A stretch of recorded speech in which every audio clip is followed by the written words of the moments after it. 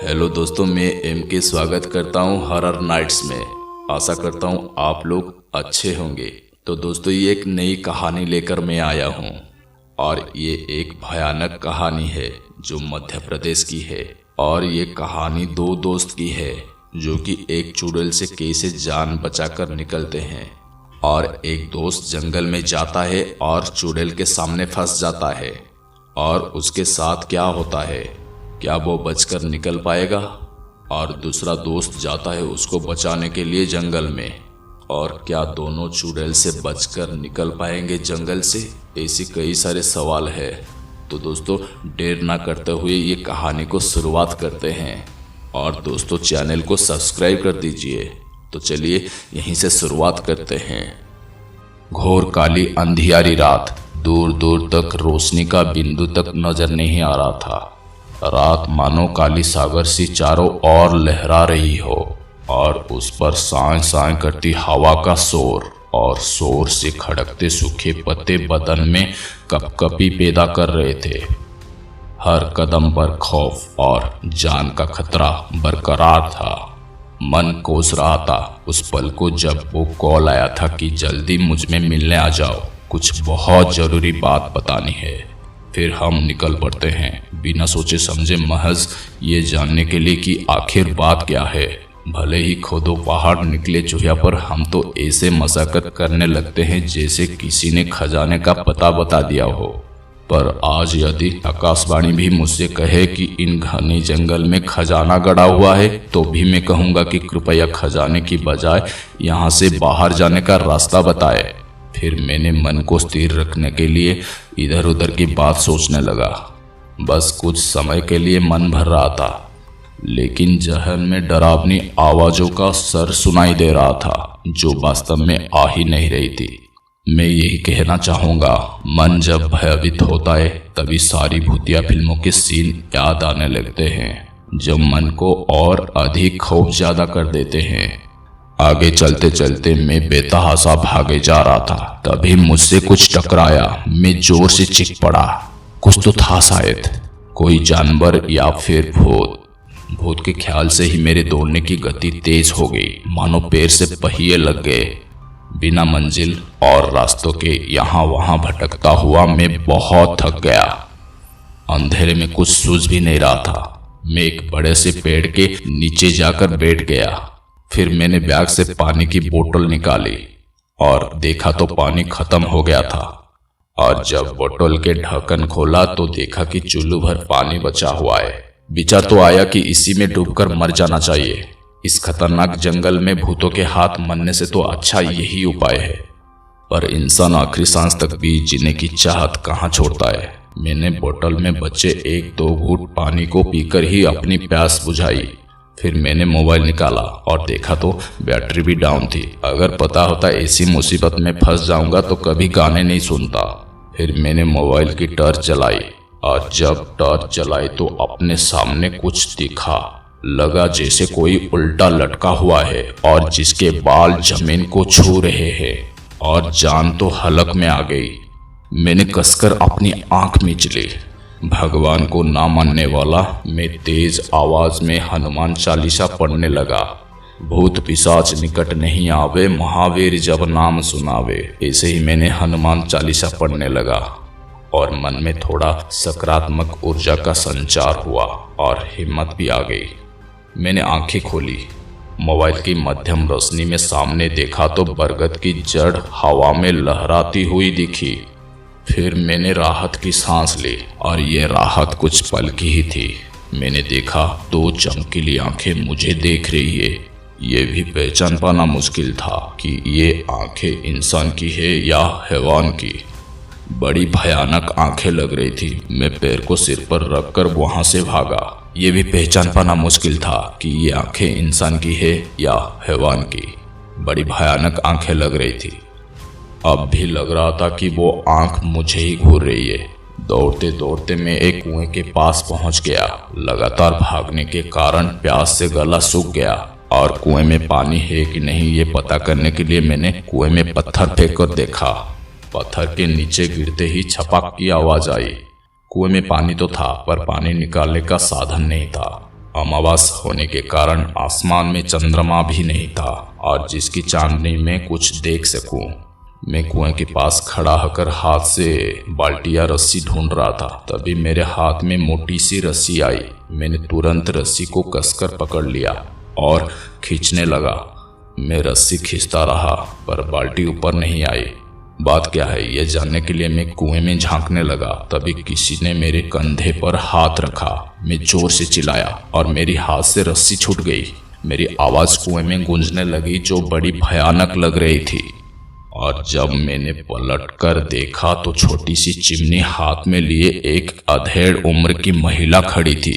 उसका पहनावा बाजारों जैसे था और चेहरे पर गुदने की निशान थे। मुझे लगा ये कोई प्रेतात्मा है जो कुएं की रखवाली करती होगी, पर मेरा अनुमान गलत साबित हुआ जब वो बोली, साहब गौरव बाबू तो शहर से बाहर गए हैं।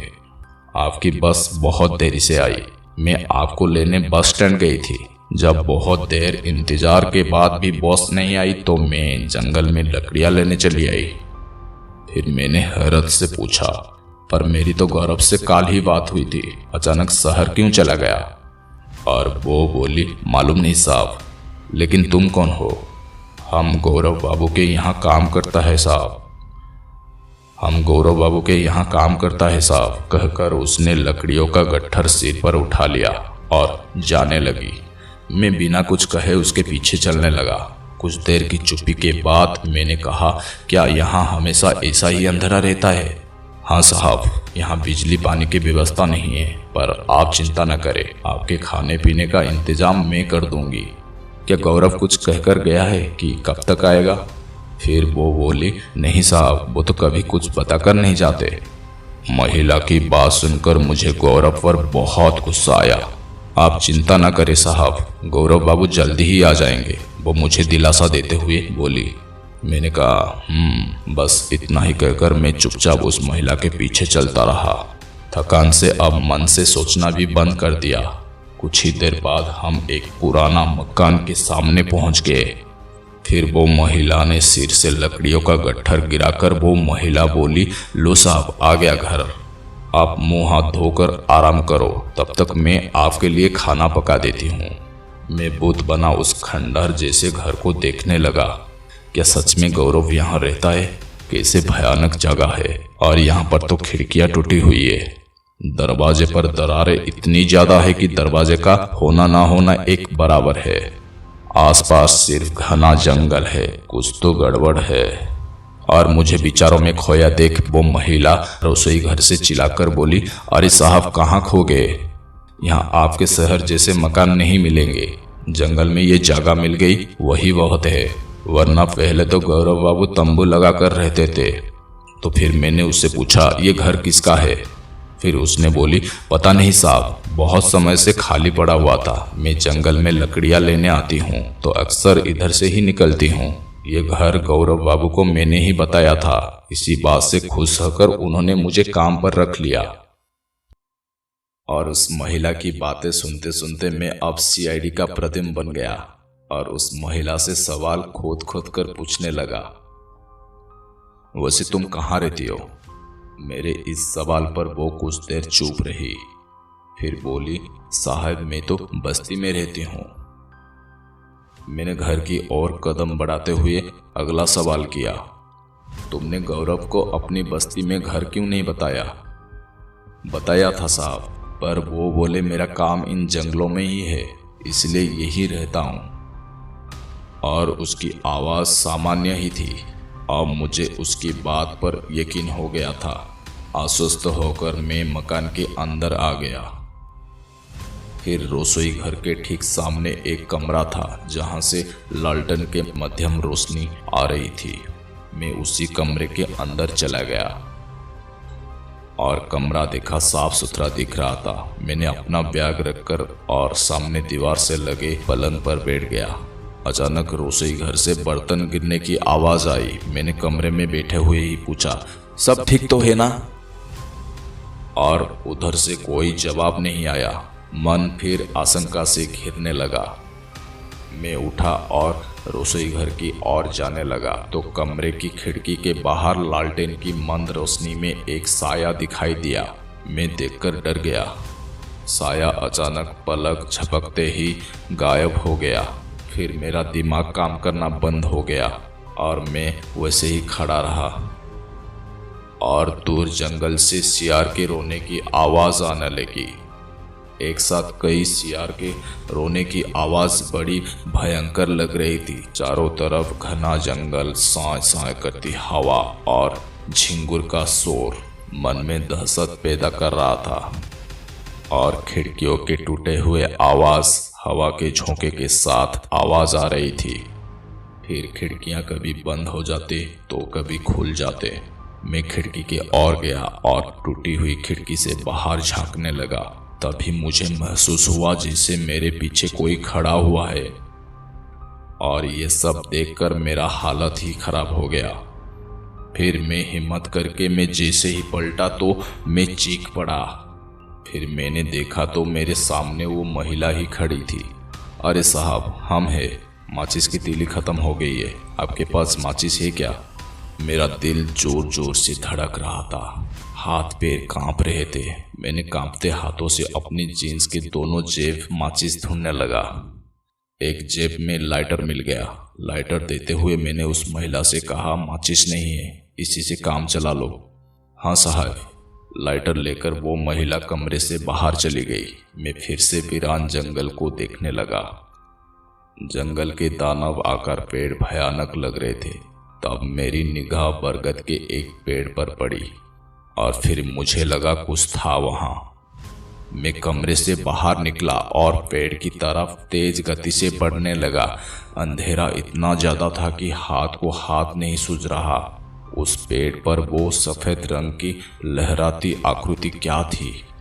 और राजेश को भूत प्रेत पर जरा भी विश्वास नहीं था। वो एक क्राइम रिपोर्टर है, इसलिए हर घटना को वो ऐसे देखता जैसे किसी अपराधी के विषय में जानकारी जुटा रहा हो। वो बेखौफ आगे बढ़ता जा रहा था। वो बरगद के पेड़ के पास खड़ा हो गया। आसपास के ही किसी पेड़ से उल्लू की आवाज आ रही थी। तभी राहुल के कान में किसी ने उसका नाम पुकारा, राहुल। फिर गर्दन घुमाकर राहुल ने जैसे ही मुड़कर देखना चाहा, एक जोरदार तमाचा उसके गाल पर पड़ा। अचानक हुए इस प्रहार से वो नीचे गिर पड़ा और गाल को सहलाता हुआ वो चारों तरफ घूम गया। दूर दूर तक कोई दिखाई नहीं दिया। अब तक हर घटना को विज्ञान से जोड़ने वाला राहुल को आज ना जाने क्यों अपनी दादी द्वारा सुनाए भूतों की कहानी पर यकीन होने लगा और पसीने के बूंदे उसके माथे पर झलक आई और उसने घर लौटना ही उचित समझा। और वो घर की ओर जाने के लिए 2-4 कदम चला ही था कि उसके गले में एक फंदा फंसने लगा और फिर एक तेज झटके से कैसे उसे किसी ने ऊपर खींच लिया। वो हाथ पैर चलाता हुआ बरगद के पेड़ की जड़ से बंधा हुआ हवा में झूल रहा था। जड़ उसके गले को कसती जा रही थी, मानो अजगर अपने शिकार को जकड़ रहा हो। अचानक जड़ की पकड़ ढीली हो गई और राहुल धड़ाम से नीचे गिर गया। हंसता हुआ वो धीरे से खड़ा हुआ। बरगद की सभी जड़ें लहरा रही थी, मानो शैतान के आने की खुशी में नाच रही हो। और राहुल तुरंत वहां से भाग गया। भागता हुआ वो अचानक ऐसे रुक गया जैसे तेज स्पीड से आती गाड़ी में अचानक ब्रेक लग गए और सामने का मंजर देखकर राहुल की हवाइयां उड़ गई। जिस कुएं के पास उसे वो आधी उम्र की महिला मिली थी और उसी महिला पर सफेद चेहरे और धंसी हुई बिना पुतली वाली आंखों की चुड़ैल चल रही थी। दूध से सफेद चेहरे पर हरे रंग के गूदने के निशान उसके चेहरे को और अधिक भयानक बना रहे थे। और राहुल की हालत पतली हो गई। वो पत्थर की मूर्ति बना उस महिला को आंखें फाड़े देखता रहा और कनपट्टी से रिश्ती हुई पसीने की धार गले तक आ गई। और उस चुड़ैल ने राहुल को देखा और बत्तीसी दिखाकर हंसने लगी और उसके दांत और मुंह ऐसे लग रहे थे जैसे अभी किसी का खून पीकर आई है। फिर उस चुड़ैल ने अपना एक हाथ आगे बढ़ाया। जैसे जैसे हाथ आगे बढ़ता उसकी लंबाई भी बढ़ती जाती और हाथ राहुल के गले तक आया। राहुल हिल पाने में भी असमर्थ था, जैसे वो जम गया हो, जैसे किसी ने उसे कसकर बांध दिया हो। हाथ गले तक आया, लेकिन गले के पास आते ही हाथ ऐसे थराया जैसे बिजली का झटका लग गया हो। फिर वो चुड़ैल हाथ तेजी से पीछे चला गया और उसके साथ वो चेहरा का रंग भी बदल गया और उस कुएं के पास मिलने वाला महिला के चेहरा दिखने लगा। फिर राहुल कंफ्यूज में पड़ गया। उसे लगा जैसे किसी ने उसके सारे बदन खोल दिए।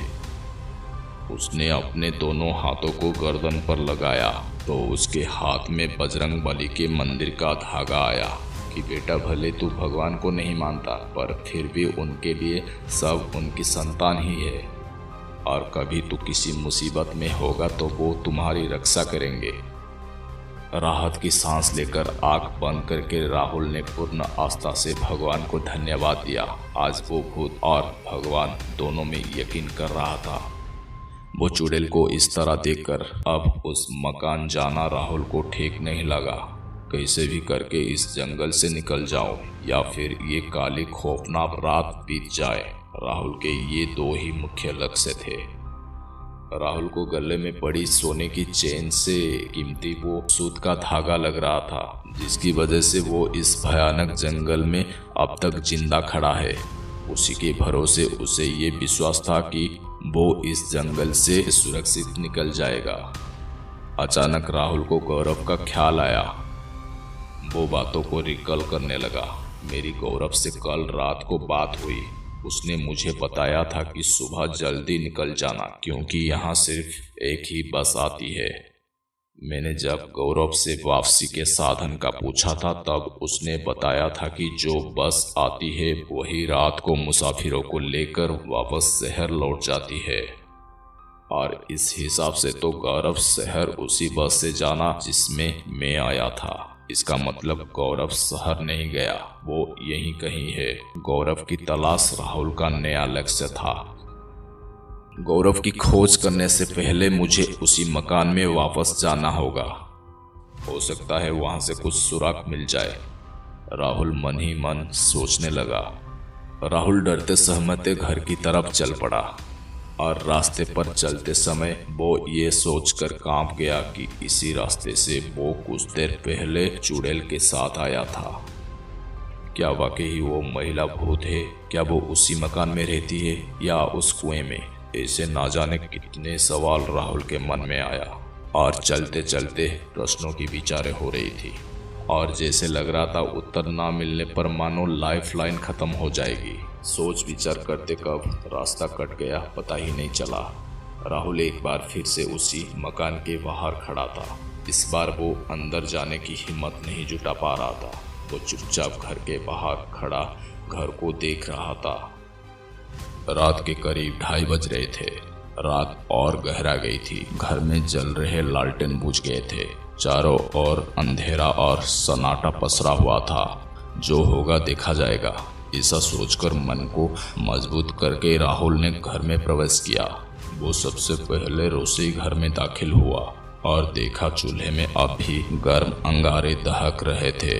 चूल्हे पर रखी हांडी से राहुल ने ढक्कन हटाया तो गर्म भाप के साथ चावल की खुशबू आई। चूल्हे के पास लाइटर रखा हुआ था। राहुल ने लाइटर उठाया और उसे जलाया और मंद रोशनी में उसे दीवार पर टंगा हुआ लालटेन दिखा। राहुल लालटेन लिया और घर का चारों तरफ देखने लगा।